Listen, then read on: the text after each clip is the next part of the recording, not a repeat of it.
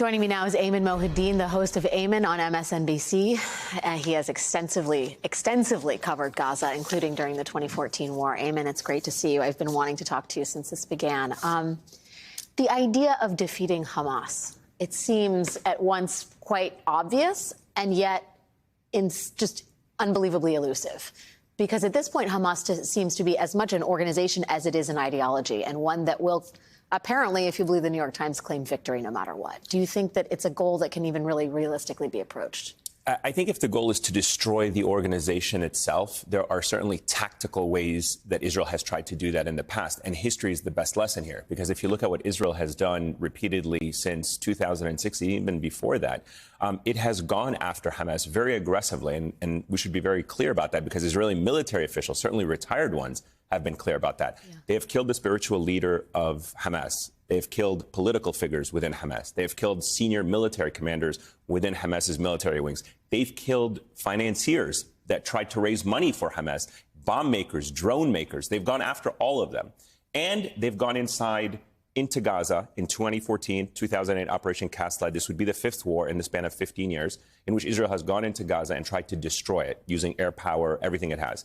And every time, Hamas has shown itself to be resilient, and in some cases has even bounced back with stronger capabilities, as we've just seen now. Yeah. This is the deadliest. So to your point, I think you're right. There is an argument to be made that if you go in this time and reoccupy Gaza, you could perhaps destroy the structure of the organization. But if you've studied Palestinian history and looked at the rise of militant groups over the years, you would see an evolution from the 60s, 70s, 80s, 90s, in which when one organization is defeated or destroyed, another one evolves in its place. And I think that is the fundamental issue here. Because Hamas is an ideology that builds itself on a central tenet of claiming to be a resistance movement to Israel's occupation, there is always going to be an ability to recruit from Palestinians and get support from countries like Iran who buy into that and are able then to take the next level or to the next organization or to the next generation of fighters. Regardless of whether they call themselves Hamas. Exactly. Or something else.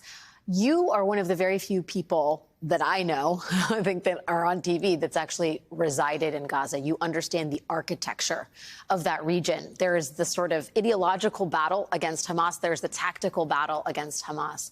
And it seems, I wonder if you could explain a little bit more about what Israeli security forces, defense forces are facing as they try and rout out Hamas fighters from such a densely populated area. Yeah, I mean, there's two layers to the challenge. And I was based as a correspondent in Gaza from 2008 till 2010. I covered Operation Cast Lead and then subsequently would go back for various operations and wars that happened there.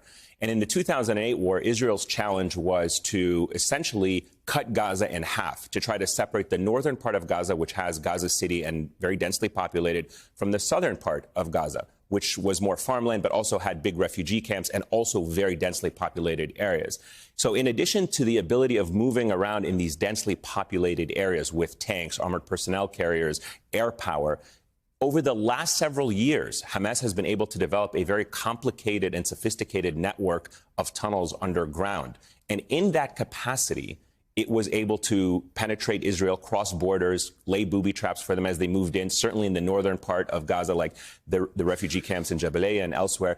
And it made it very difficult for the Israelis to not only take Gaza, but take and then move within Gaza. So in Operation Cast Lead back in 2008, 2009, they did successfully control the entire territory. They divided the territory in half with their tanks and armored personnel carriers. But once they were in there, they stayed outside of the urban centers. Yeah. So it was easy for Hamas at that time to withstand the pressure. Obviously, if they go in this time, they're not going to repeat that. They want to go into the urban areas to really weed Hamas out. But that is where Hamas wants the fight to be tactically, and that's where the danger is going to lie for both Israeli soldiers and the civilians who have not gotten out. And hostages. And hostages, of course, and the hostages. And it's important to remember one thing about the Palestinians who may want to leave and who may not want to leave. And I heard an earlier guest on our show say this, which is that 60% of the Palestinians who live in Gaza are descendants of two generations of Palestinians who have either been expelled from their homes or removed from their homes in 1948 and 1967. Yes. So there is this kind of generational trauma that exists among Palestinians about not leaving their homes out of fear of what comes next.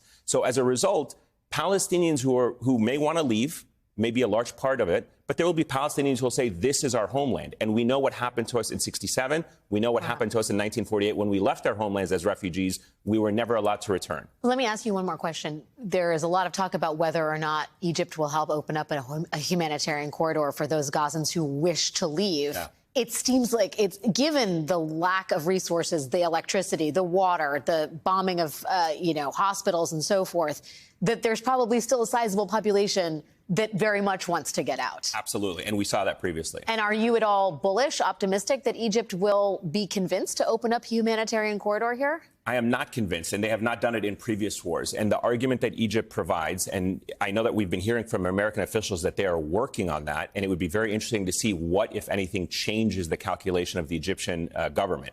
Previously, Egypt has taken the position that if they opened the corridor for Palestinians to leave, that they would become responsible for the refugees. And they've learned from neighboring countries what has happened when other countries have taken refugees and are abandoned by the international community or not.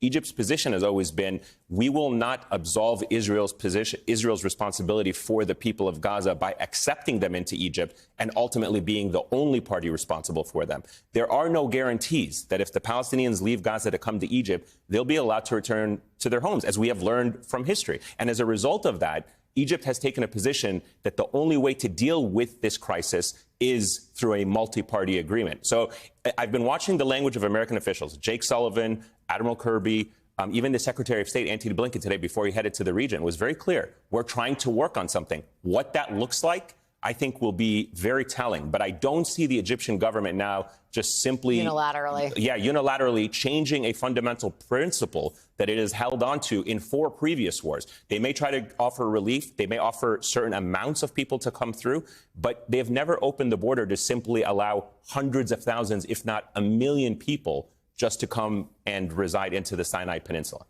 Ayman Mohyeldin, you are a wealth of information and such valuable perspective in this moment. Thank you, my friend, for joining me on set tonight.